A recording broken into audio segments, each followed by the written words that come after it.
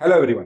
हमारी 3 ऐप है। Bhushan science plus पहली ऐप जिसमें हम मेडिकल, फार्मेसी और नर्सिंग के video lecture study material provide करते हैं। दूसरी हमारी ऐप है भूषण साइंस नीट, जिसमें हम NEET related video lectures, live classes और स्टडी मटेरियल प्रोवाइड करते हैं। और तीसरी हमारी ऐप है भूषण साइंस एग्जाम, जिसमें हम वेरियस एग्जाम्स की टेस्ट सीरीज प्रोवाइड करते हैं, including your pharmacy, nursing, medical, government, non government, each and every exam. Thank you.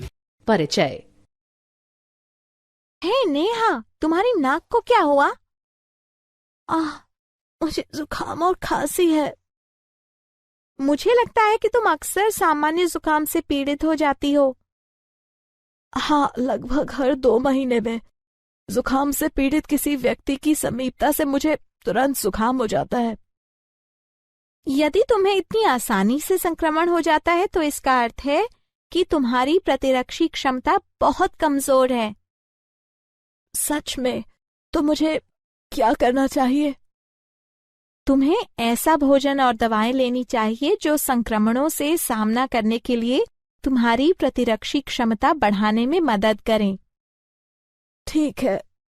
मैं तुम्हें समझाती हूँ कि प्रतिरक्षी क्षमता क्या होती है और यह संक्रमणों से कैसे लड़ती है।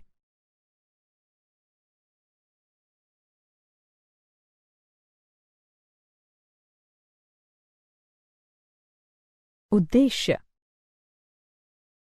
इस पाठ के अंत में आप निम्न करने में सक्षम हो जाएंगे।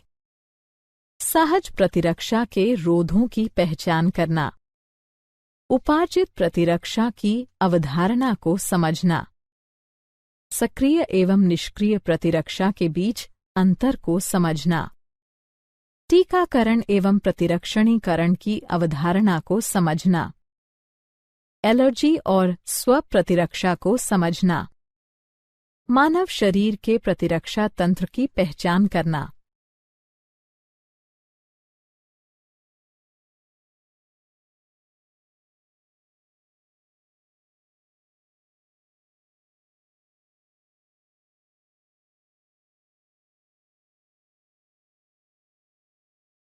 प्रतिरक्षा। प्रतिरक्षा क्या है? परपोषी की रोगकारक जीवों से लड़ने की समस्त क्षमता जो उसे प्रतिरक्षी तंत्र के कारण मिली है, प्रतिरक्षा कहलाती है। प्रतिरक्षा के प्रकार। प्रतिरक्षा 2 प्रकार की होती है, सहज प्रतिरक्षा और उपार्जित प्रतिरक्षा। सहज प्रतिरक्षा। सहज प्रतिरक्षा वह प्रतिरक्षा होती है जो व्यक्ति की प्राकृतिक जैविक रचना के परिणाम स्वरूप प्राकृतिक रूप से उत्पन्न होती है। सहज प्रतिरक्षा हमारे शरीर में बाह्य कारकों के प्रवेश के सामने विभिन्न अवरोध खड़े करने से हासिल होती है। यह रोध इस प्रकार है: शारीरिक रोध, कार्यकीय रोध, कोशिकीय रोध, साइटोकाइन रोध। शारीरिक रोध यानी फिजिकल बैरियर। इसके अंतर्गत त्वचा तथा श्वसन, जठरांत्र तथा जनन मूत्र को आस्तरित करने वाली एपिथेलियम का श्लेष्मा आलेप यानी म्यूकस कोटिंग सम्मिलित हैं। कायिकीय रोध यानी फिजियोलॉजिकल बैरियर। इसके अंतर्गत निम्न आते हैं: आमाशय में अम्ल, लार, आंसू। कोशिकीय रोध सेल्युलर बैरियर। इसके अंतर्गत निम्न आते हैं: श्वेताणु, लिम्फोसाइट्स, बृहत भक्षकाणु यानी मैक्रोफेजेस। साइटोकाइन रोध। इसके अंतर्गत इंटरफेरॉन सम्मिलित हैं जो कि असंक्रमित कोशिकाओं को और आगे विषाणु संक्रमण से बचाती हैं।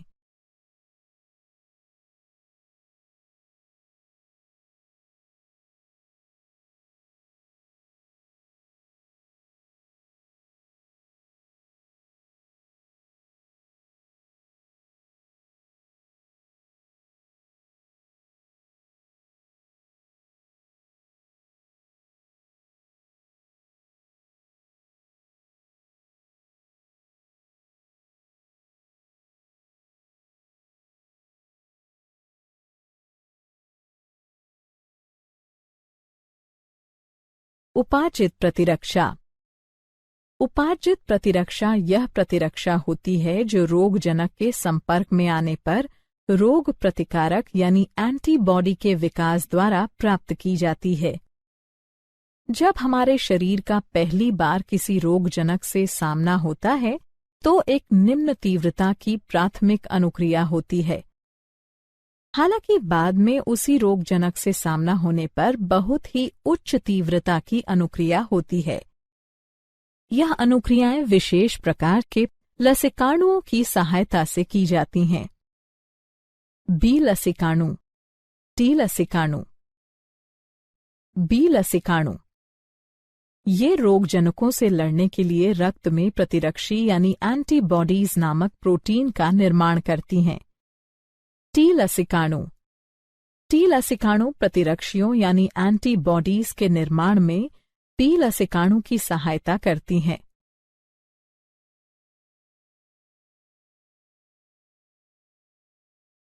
प्रतिरक्षी यानी एंटीबॉडी। प्रतिरक्षी बी कोशिकाओं की सतह पर वाय आकार के प्रोटीन होते हैं जो रोगजनक के प्रभाव का सामना करने के लिए रोगजनक उद्दीपन की अनुक्रिया में रक्त या लसिका में स्रावित होते हैं।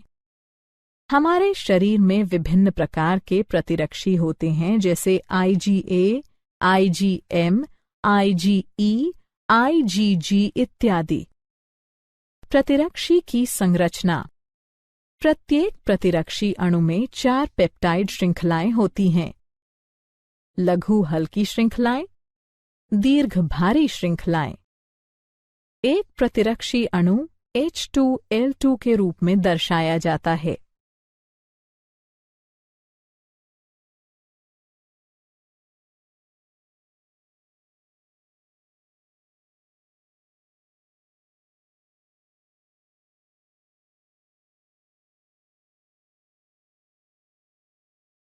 प्रतिरक्षी अनुक्रियाओं के प्रकार। हमारे शरीर में 2 प्रकार की प्रतिरक्षा अनुक्रियाएं होती हैं। तरल प्रतिरक्षा अनुक्रिया। यह प्रतिरक्षा अनुक्रिया बी कोशिकाओं के द्वारा रक्त में प्रतिरक्षी के उत्पादन के द्वारा माध्यित की जाती है। कोशिका माध्यित प्रतिरक्षा अनुक्रिया। इस प्रकार की अनुक्रिया श्वेताणुओं, प्राकृतिक भक्षक कोशिकाओं, टी लसिकाणुओं और साइटोकाइन्स के सक्रियण द्वारा उत्पन्न की जाती हैं। इस प्रकार की अनुक्रिया टी लसिकाणुओं द्वारा माध्यित की जाती है।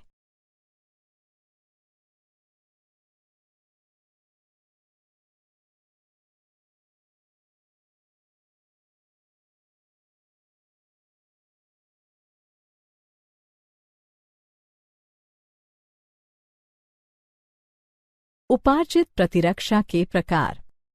उपार्जित प्रतिरक्षा 2 प्रकार की होती है, सक्रिय प्रतिरक्षा और निष्क्रिय प्रतिरक्षा। सक्रिय प्रतिरक्षा यह एक प्रतिजन की अनुक्रिया में प्रतिरक्षी के उत्पन्न होने के परिणाम स्वरूप होती है। निष्क्रिय प्रतिरक्षा जब पहले से तैयार प्रतिरक्षी सीधे ही शरीर के बाह्य तत्वों से रक्षा के लिए दिए जाते हैं तो यह निष्क्रिय प्रतिरक्षा कहलाती है। सक्रिय और निष्क्रिय प्रतिरक्षा के उदाहरण। सक्रिय और निष्क्रिय प्रतिरक्षा को प्राकृतिक या कृत्रिम रूप में अर्जित किया जा सकता है।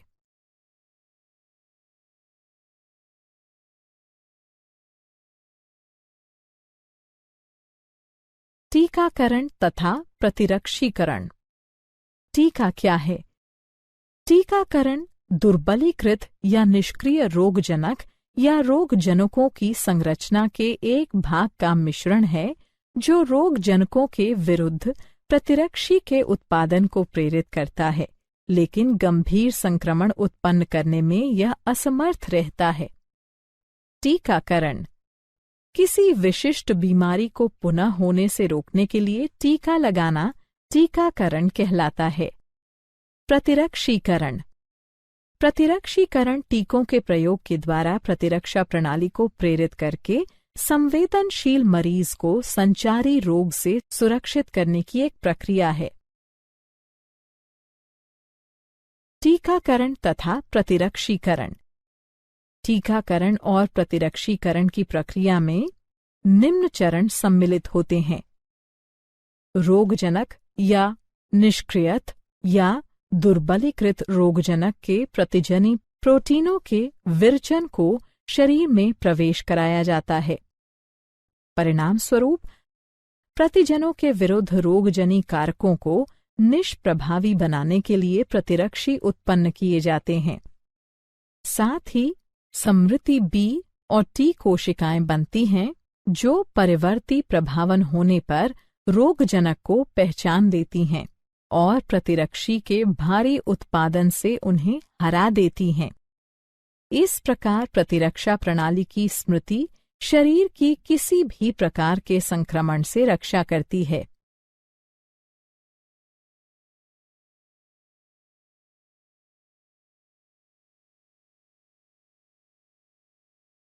सक्रिय तथा निष्क्रिय प्रतिरक्षा। सक्रिय प्रतिरक्षा किसी प्रतिजन की उपस्थिति या किसी संक्रामक रोग के संपर्क में आने पर अनुक्रिया के रूप में प्रतिरक्षियों के विकास के परिणाम स्वरूप प्रतिरक्षीकरण, उदाहरण के लिए बीसीजी का टीका।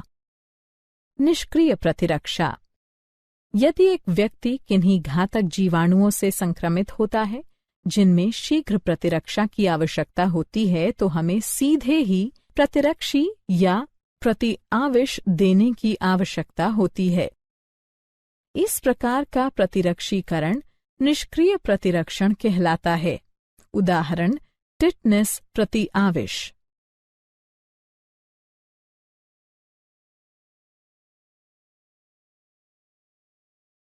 एलर्जी पर्यावरण में मौजूद कुछ प्रतिजनों के प्रति प्रतिरक्षा तंत्र की अंतर्रंजित अनुक्रिया एलर्जी कहलाती है। इनके प्रति बनने वाली प्रतिरक्षियां IgE प्रकार की होती हैं। एलर्जन ऐसे पदार्थ जो शरीर के लिए बाह्य होते हैं और एक एलर्जिक अभिक्रिया पैदा करते हैं, एलर्जन कहलाते हैं। उदाहरण के लिए धूल में चिचड़ी, पराग, प्राणी लघुशल्क आदि। एलर्जी के लक्षण: छींकना, पनीली आंखें, बहती नाक, सांस लेने में कठिनाई।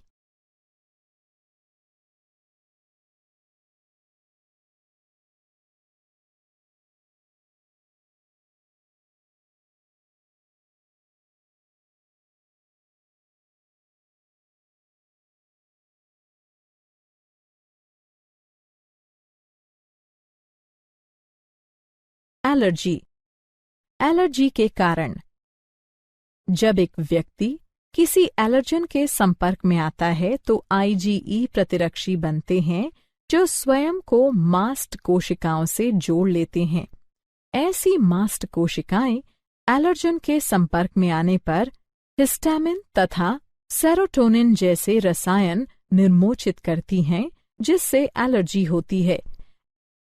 एलर्जी का उपचार: एंटीहिस्टामिन, एड्रेनलिन और स्टेरॉइड्स जैसी दवाओं के उपयोग द्वारा एलर्जी के लक्षण कम किए जा सकते हैं।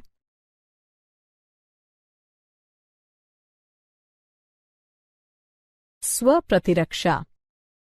स्वप्रतिरक्षा यह एक भ्रमित प्रतिरक्षी अनुक्रिया है जिसमें हमारा शरीर अपने ही ऊतकों के विरुद्ध प्रतिरक्षियों का निर्माण करने लगता है जिससे अति संवेदी अनुक्रियाएं होती हैं। स्वप्रतिरक्षा रोग: शरीर की अपनी कोशिकाओं और ऊतकों के प्रति प्रतिरक्षा तंत्र की असामान्य क्रियाविधि के कारण होने वाली कोई बीमारी या क्षति स्वप्रतिरक्षा बीमारी कहलाती है।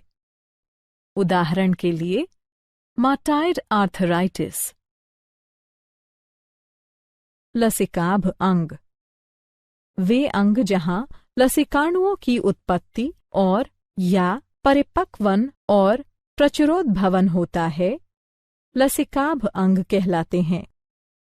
लसिकाभ अंग के प्रकार: लसिकाभ अंग 2 प्रकार के होते हैं। प्राथमिक लसिकाभ अंग ये वे अंग होते हैं जहां अपरिपक्व लसिकाणु प्रतिजन संवेदी लसिकाणुओं में विभेदित होते हैं। प्राथमिक लसिकाभ अंग इस प्रकार हैं: अस्थि मज्जा, थाइमस। द्वितीयक लसिकाभ अंग। द्वितीयक लसिकाभ अंग लसिकाणुओं को प्रतिजन के साथ पारस्परिक क्रिया के स्थल प्रदान करते हैं, जो बाद में प्रचुर संख्या में उत्पन्न होकर प्रभावी कोशिकाएं बन जाते हैं। द्वितीयक लसिकाभ अंग में निम्न सम्मिलित हैं: प्लीहा, लसिका ग्रंथियां, टॉन्सिल, क्षुद्रांत्र के पेयर पैच, परिशेषिका। लसिकाभ अंग।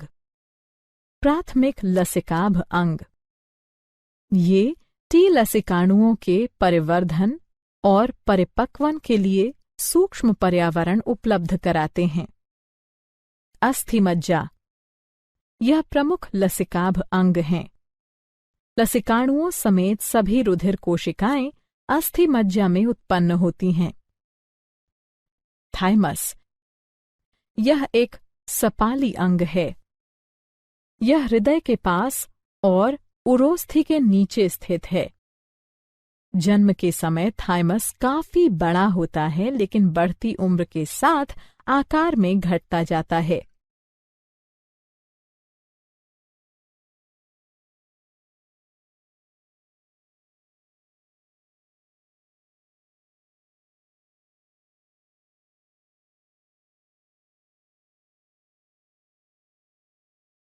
लसिकाभ अंग। द्वितीयक लसिकाभ अंग। प्लीहा। यह सेन की आकृति का अंग है। इसमें लसिकाणु और भक्षकाणु होते हैं। यह रुधिर जनित सूक्ष्म जीवों को अवरुद्ध करके रुधिर निस्यंदक के रूप में कार्य करता है। लसिका ग्रंथियां। ये छोटी ठोस संरचनाएं होती हैं जो लसिका तंत्र पर भिन्न भिन्न स्थलों पर स्थित होती हैं। जो सूक्ष्म जीव या दूसरे प्रतिजन लसिका और ऊतक तरल में आ जाते हैं, वे उन्हें रोक लेती हैं। ये प्रतिजन वहां मौजूद लसिकाणुओं का सक्रियण प्रेरित करती हैं और प्रतिरक्षा अनुक्रिया के लिए उत्तरदायी हैं। मॉल्ट या श्लेष्म संबद्ध लसिकाभ ऊतक। यह मानव शरीर के लसिकाभ ऊतक का लाभ 50% है। यह प्रमुख पथों जैसे श्वसन, पाचन और जनन मूत्र पथ के आस्तरों के भीतर स्थित। क्या आप जानते हैं? पॉलीऑर्थराइटिस, मल्टीपल स्क्लेरोसिस, जार्गन सिंड्रोम इत्यादि स्वप्रतिरक्षा रोगों के उपचार हेतु सूक्ष्म गोलियों या गुटिकाओं के रूप में डायलिकल फ्यूमारेट का उपयोग साइक्लोस्पोरिन के संयोजन में किया जा सकता है। सारांश। आइए हमने जो कुछ सीखा है उसे संक्षेप में दोहराएं। परपोषी की रोगकारक जीवों से लड़ने की समस्त क्षमता जो उसे प्रतिरक्षी तंत्र के कारण मिली है, प्रतिरक्षा कहलाती है। प्रतिरक्षा 2 प्रकार की होती है, सहज और उपार्जित। सहज प्रतिरक्षा शारीरिक, कार्यकीय, कोशिकीय और साइटोकाइन रोध बनाती है। बी और टी लसिकाणु शरीर को उपार्जित प्रतिरक्षा प्रदान करते हैं। यह सक्रिय या निष्क्रिय प्रतिरक्षा हो सकती है। किसी विशिष्ट बीमारी को होने से रोकने के लिए टीका लगाना टीकाकरण कहलाता है। पर्यावरण में मौजूद कुछ प्रतिजनों के प्रति प्रतिरक्षा तंत्र की अतिरंजित अनुक्रिया एलर्जी कहलाती है। शरीर की अपनी कोशिकाओं और ऊतकों के प्रति प्रतिरक्षा तंत्र की असामान्य क्रियाविधि के कारण होने वाली कोई बीमारी या क्षति स्वप्रतिरक्षा बीमारी कहलाती है। वे अंग जहां लसिकाणुओं की उत्पत्ति और या परिपक्वन और प्रचुरोद्भवन होता है, लसिकाभ अंग कहलाते हैं। वे प्राथमिक यानी अस्थि और थाइमस या द्वितीयक जैसे प्लीहा, लसिका ग्रंथियां आदि हो सकती हैं।